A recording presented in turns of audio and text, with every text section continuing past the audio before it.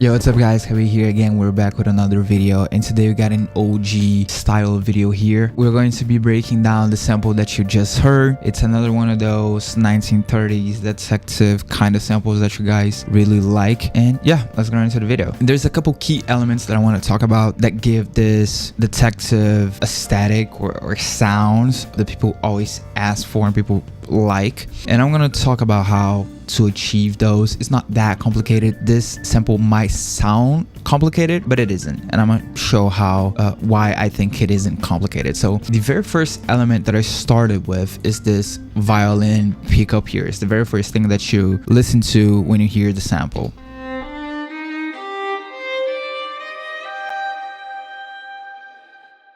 Nice. How did I do this, and why is it even here? I was looking up on Splice at the time, and people always ask me, where do I find these little runs and stuff like that? You can find them on Splice. You can find them on contact banks. Some contact banks have runs like these for flutes and violins and stuff. There's where a lot of people get them. You can find them on platforms like Loop Cloud or stuff like that, and also on some boutique producer sites and packs. Like I know the Ain Sounds guys, and I have a couple other packs. They have like accents and stuff and little runs. I know about Loop Garden,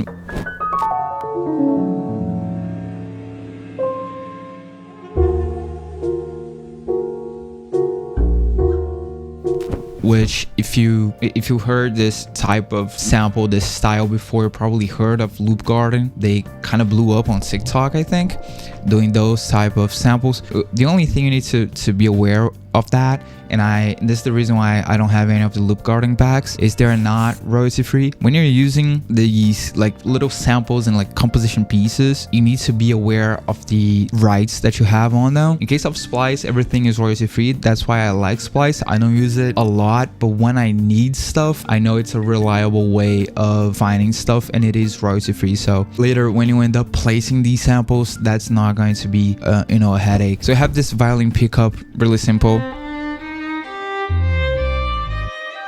When I heard this, the rest of the sample, and this doesn't happen often, but the rest of it already clicked in my head, and it was just a matter of transposing what I had in my head, what I was imagining, into the real world. So I knew I wanted to have this chord progression here. They were going to be seeing this simple G minor into this D minor ninth. This is, I think, the simplest kind of progression that you can have, honestly. The way that I'm doing this is the G minor, and I talked about building minor chords. If you already know how to do it, you don't need to see this part of the video. But if you don't, the way that you build minor chords is you grab the root note and then you go up. I'm always looking at the intervals, so the amount of notes between one note and the other. So if minor, the interval sequence goes 2 3 2 3 2 3. It begins on 2 and then 3 and then 2 and then 3. So I have the G here, then we have this A sharp, which is 2 notes of interval, and then we're going to the D, which is 3 notes of interval, and then F, 2 notes of interval, then A, 3 notes of interval. And this gives us not only the G minor, but also the G minor 7th extension and the 9th extension. And I could keep building this chord and add on top of this the C for a 11th, and then this E here for a 13th. I stopped at the 9th, right? So I have this G minor 9th going into this D minor 9th. How did I do this D minor chord? It's the same process, but the way that I did this one, I just copied over. I went down 5. This is one of the simplest progressions that you can find, and it actually sounds good. You can hear when you listen to it, you can hear this in every single song, like ever. Not every single song, but on a lot of songs. So I did this violin and then these Rhodes. And then we go down 5 semitones. I know people are gonna ask what type of what sound is this? This is the Rhodes Classic 2K Lush by Keyscape. Keyscape has probably my favorite key sounds. There's a Wolf compressor on top of it, micro shifts, and Valhalla vintage verb. Really simple stuff here. On top of it, we have this upright piano, which is again from Keyscape. This is the Wing Upright Mono Dark with just some Wolf compressor here. Same progression.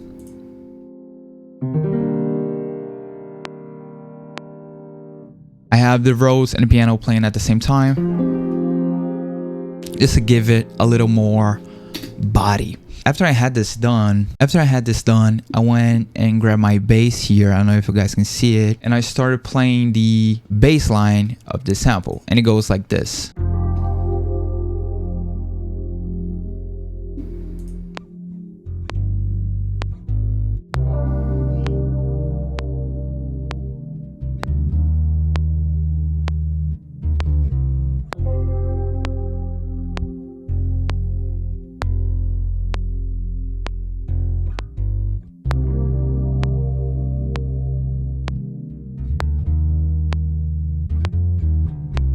One thing you always need to be aware of with the bass is if the chords have a lot of movement, you probably don't want to have a lot of movement with the bass. You don't want to have those two clashing. I can do all of these little runs and embellishments with the bass because the chords are really simple. It's just these two simple chords repeating over and over with just a simple strumming pattern. So I have space to do this and this.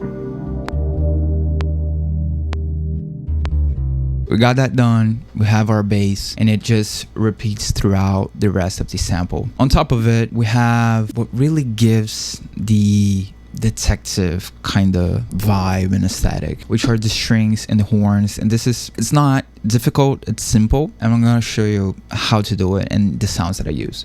So this is the strings for this sample, but before we continue, I need to talk to you guys about outofIdeas.co, my music library. The website just went through a complete redesign, built from the ground up. It's everything new and updated, and it looks so good. And if you guys want my recommendation, I will for sure check out the Showgirls sample pack. It's a collection of 10 original R&B compositions inspired by Paul Verhoeven's iconic film Showgirls. You can know more in the first link in the description, as well as watch a full preview of all of the 10 compositions that you get with it. You'll also get stems and MIDI, so it's so easy to flip.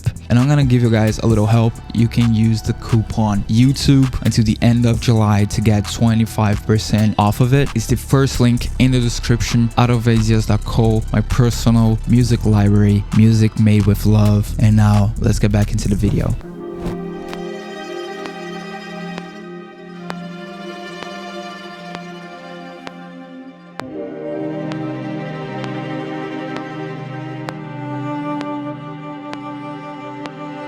These sound so good. It's not complicated to do them. I'm gonna show y'all how to do it. So we have the first thing you need to be aware of. And back in the day when I started making samples, one thing that I will use a lot when we're using Contact for this, I mean, Contact is just a player, but we're using the Spitfire chamber strings. When you're using Contact banks and stuff, you're going to find options like these ensembles, and I'll always just use the ensemble. I'll always just use the option that gave me all of the instruments playing at the same time. The first thing you need to change is, instead of using the ensembles, start using the solo instruments. So for this, I have the Spitfire chamber strings, which is my favorite strings bank, and I'm using the violins 1 on this. I selected the tremolo articulation here, and I'm just playing one single violin. This is the violin line that I'm playing.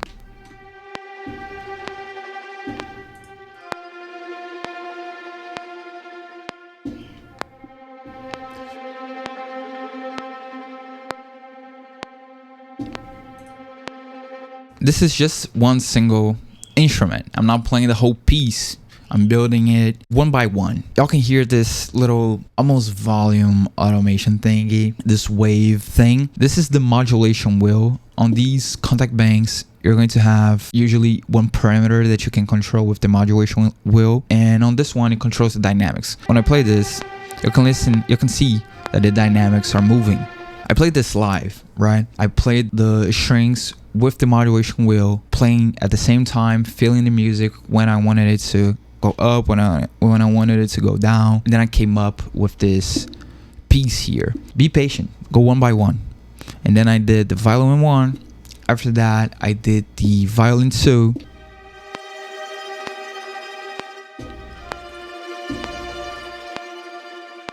Again with the dynamics.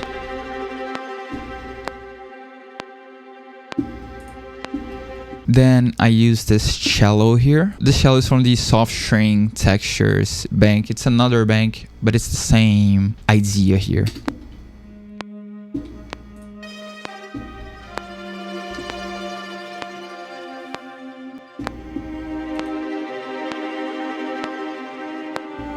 Again, I'm controlling with the modulation wheel.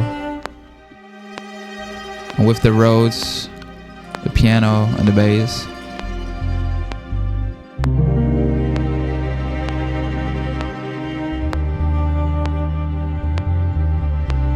Really simple. Building on this same idea, we have the horns. You can grab all of what I said about the strings. It applies the same here with the horns. Instead of using ensembles and all the instruments playing at once, grab one. I used to do this a lot with Session Horns Pro. I would just use the ensemble. Just grab one instrument. If you don't know how that instrument sounds, grab it, the solo instrument, play it. If it sounds good, you keep it. If you don't like it, you just remove it. So I have the alto sax here. It's the same idea. On this sound, I'm just playing 2 notes. And you can see, it may sound complicated when you have everything playing at once. When you look at it one instrument at a time, and when I'm composing this, it's one instrument at a time. You can have these simple movements. It's just 2 notes.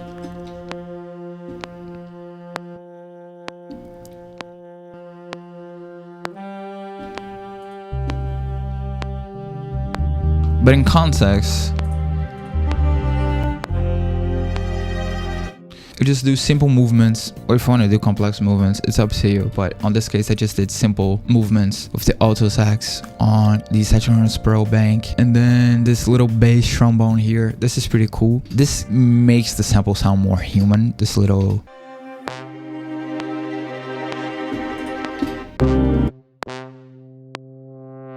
This is so nice, right? I did it again with Contact. Session Horns Pro. Right here, I changed the articulation. I used the, I don't know how to say this, faux pi cray. Faux pi cray. No idea. 4B again. I don't know. I didn't know what this was. You know, I just opened the plugin, started messing around with it, use all of these, listen to how they sounded, if I wanted to use them or not. A lot of music making is just your taste. So try stuff. See how it sounds. If you don't like it, you just remove it. If you like it, you keep it. So I have the Rhodes and the piano with the violin, the strings, and then the horns and the bass.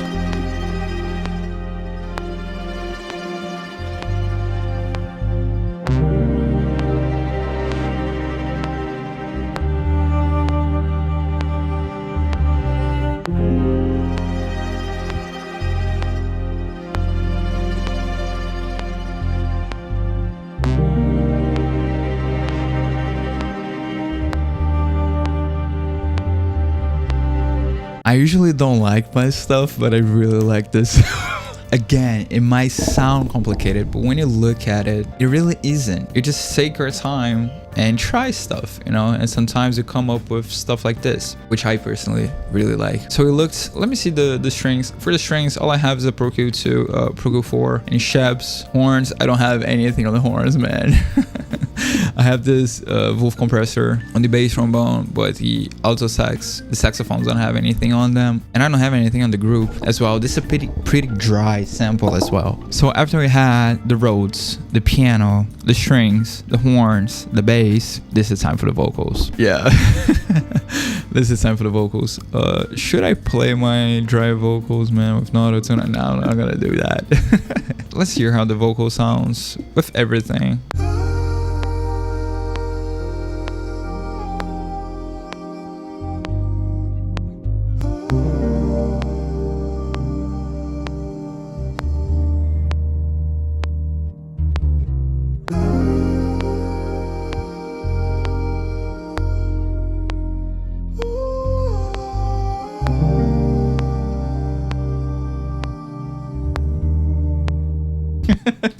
It doesn't even sound like me, man. So this is the vocals. Again, simple process when you look at it, you know, track by track. I just sang this. There's no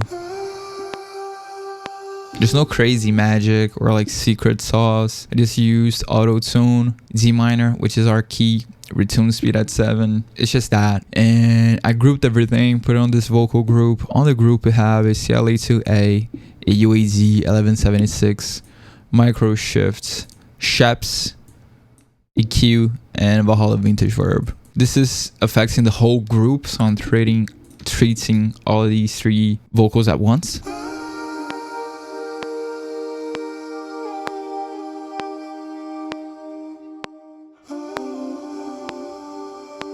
It's just that. I just sang it, used auto-tune, grouped everything, some compression, EQ, and a reverb. It's just like that. And just to finish the sample, we're getting to the accents, if we can call them, right? So the same thing that I talked about at the beginning of the video applies here. It's just little chops that I found on like Splice and stuff to add more accents into the sample. Looking back at it, I really like this sample, but I think it might be a little bit too much, a little bit too complicated, or have too many instruments playing at once. If I went back, I would probably rearrange it in a different kind of way. But these are the little accents that we are using here. We have this violin accent here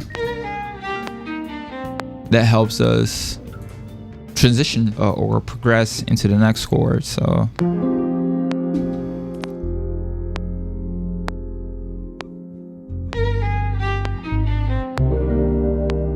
we have this little harp here, and just for these, again, the mixing is so simple. It's just Wolf compressor, S1, it's just that. With the harp here, this little harp thing, it gives that magical feeling, right? And then another one here. It just helps with the, I shouldn't call it transitions, but the progressions between one chord into the next one. It like marks the tempo kinda, you know. And then a little flute phrase. And again, when we're dealing with these phrases and little chops and stuff, you need to actually chop, you know. This flute thing, if I remember correctly, this is like part of a bigger, yeah. I just found the part that I wanted, chopped it up, added some micro shifts, Bandman, Echo Boy, Valhalla vintage verb. To finish it, I just have some textures and a little brush. And this is everything, man. This is the whole sample.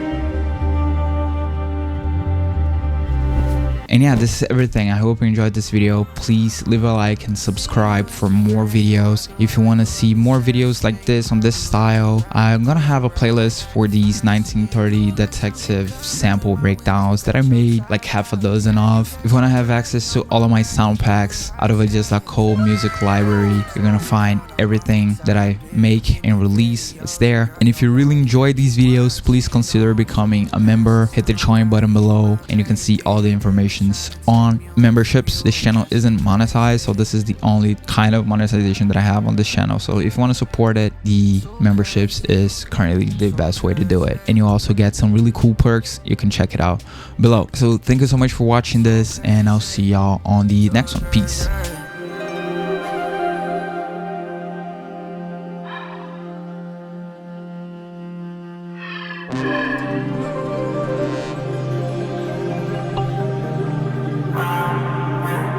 God, it's a Friday night, it's 8 p.m. You calling on my phone, telling me what I'm doing, where I'm at. You stay calling on my phone. Little bit of marijuana, please my pain for so.